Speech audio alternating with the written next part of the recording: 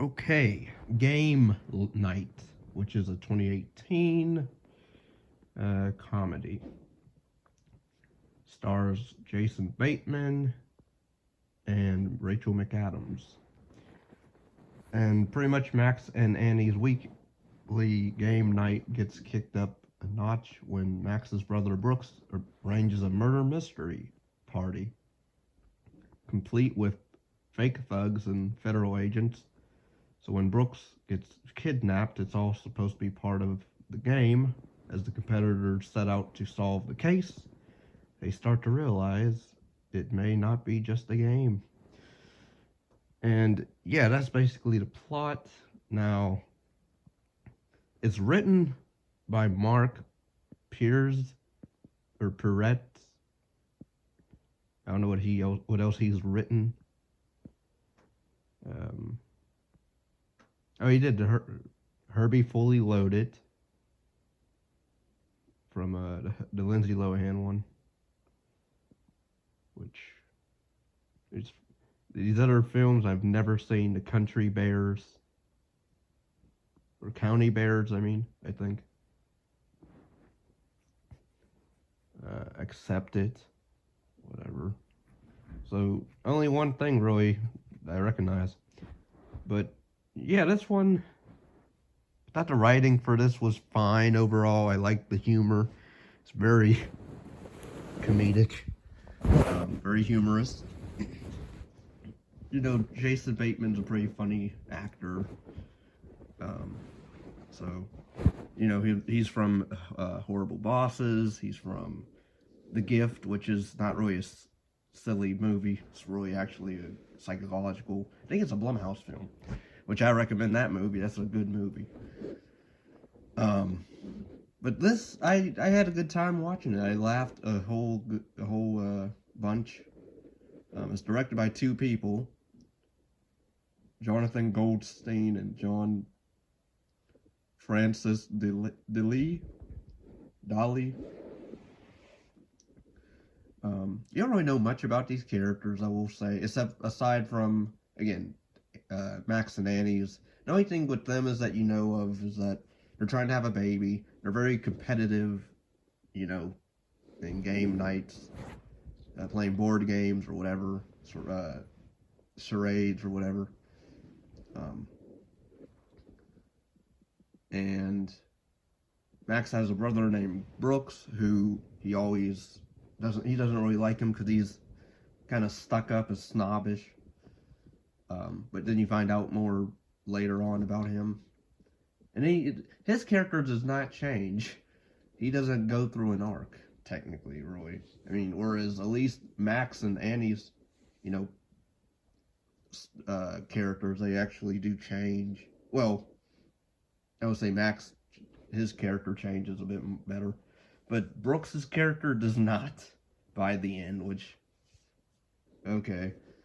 But yeah, Rachel McAdams is fine. And she did fine for what she had to play as like the also competitive partner to Jason Bateman. Not a whole lot to do in terms of character backstory, really. You have other characters or buddies such as Gary Kingsbury, who plays. Well, he's the police neighbor next door. I did like some of his scenes where they kind of make his character seem creepy because like all he does, because they never want to invite him out anywhere to game nights, so like they always try to avoid him and stuff because all he does is really just talk about his dead wife, where he even has like a shrine in his office of her. But his character was funny, although I guess he's part of the gang by the end, because he orchestrated a whole lot of stuff. And then you have, who else?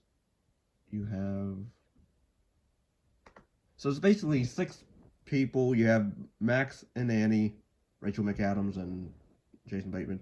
And then you have Sarah, who's with Ryan, the goofy guy of the group. Some of his lines were funny. I guess they become an item by the end. Kylie Bunbury was dynamite to look at. Her acting was fine. The guy that played her husband, he looks so familiar. I don't know what he's from something. I know I've seen him in some stuff. Lauren Lam, I don't even know how to say his name, but Morris. Oh, he was in Night Shift. He was in Night Shift. He was in New Girl, the series. He was in Bloodshot. Never saw it.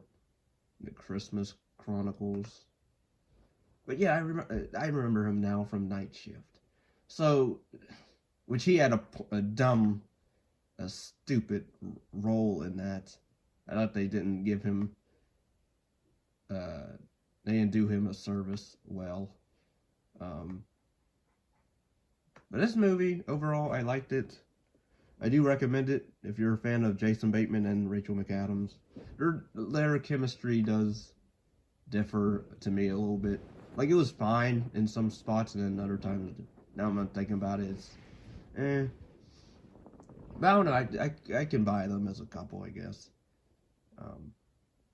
I'll say I'll buy probably maybe the black couple as a couple, and then Ryan and Sarah, the British girl who he thinks is British, but I think she says she's actually Irish.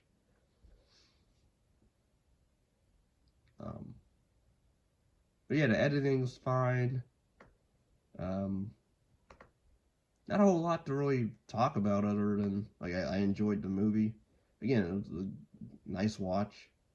It doesn't overstay its welcome. It's only an hour and 33 minutes, minutes. The budget was $37 million. It does have some twists, I'll say, towards the the third act, I would say, which is somewhat funny. And then it's like kind of questionable with the police, the Gary character in terms of his, motivation to be in their lives as a member of the group in game nights. Now the ending shot I don't like, because it's like, oh, we're doing a sequel, but then not really, because it never came out. They never came up with one. And even, I guess, the director or writer was like, I don't think doing another movie would do service to the first. Which I agree. It wouldn't. I don't know what you would do with the sequel. I don't know why you even needed to have that shot of it panning out, and then you see, potential stuff going on. I wonder who set that up. Was it Gary again? But yeah, Rotten Tomatoes has 85%, and then IMDb 6.9 out of 10. So I don't know. I guess this movie wasn't really. I don't know if it wasn't well promoted much, or like I remember seeing the trailer for it, but I wasn't really out. I wasn't, hyped to go see it or watch it anytime. But yeah, I will say I actually enjoyed this one. I actually liked it. But yeah, if anybody's interested in paid requests such as movie reviews, commentaries, reaction videos, my PayPal's down below in the description, or Patreon. But yeah, thanks for listening. Peace and love. Like, comment, subscribe.